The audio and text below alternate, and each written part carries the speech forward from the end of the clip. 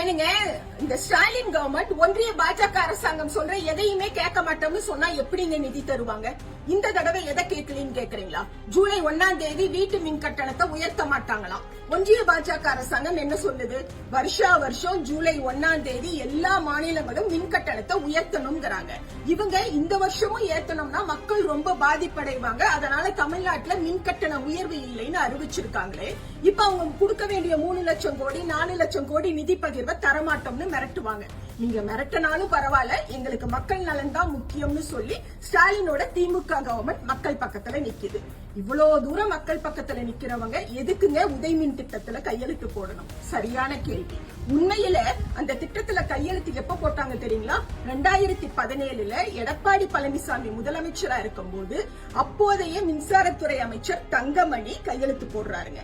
தமிழ்நாட்டை 21வது மாநிலமா உதயமின் திட்டத்துல கொண்டு போய் சேர்க்கிறாங்க. இந்த திட்டத்துலதான் வருஷா வருஷம் மின் கட்டணத்தை உயர்த்தணும் அப்படின்னு ஒன்றிய பாஜக அரசாங்கம் அராஜகமா அச்சுறுத்துறாங்க.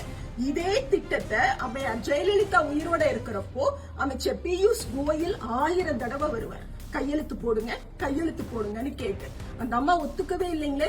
இது மக்களோட வயிற்றுல அடிக்கிற திட்டம்னு சொல்லி திருப்பி திருப்பி அனுப்புவாங்க. அந்த அம்மா போனாங்க, மங்கனி கூட்டம் ஆட்சிக்கு வந்துச்சு, கையெழுத்து போட்டுட்டாங்க. அது சரிங்க, அப்ப கையெழுத்து போட்டாங்க. ஆனா இப்பதானே மின்சார கட்டணம் ஏறுது. சரியான கேள்வி. இந்த மங்கனி கூட்டம் 2017 கையெழுத்து போடும்போது இந்த உதயமின் திட்டம் தமிழ்நாட்டுல 2022 இருந்துதான் அமலுக்கு வரும்னு சொல்லி கையெழுத்து போட்டு வந்தாங்க. இப்ப புரியுதுங்களா? இந்த மின்சார கட்டணம் ஏறுவதற்கு காரணம் அடிமை அதிமுக ஆட்சி. மின்சார கட்டணத்தை உயர்த்தியே ஆகணும் அப்படின்னு சொல்லி அச்சுறுத்துறது ஒன்றிய பாஜக அரசாங்கம்.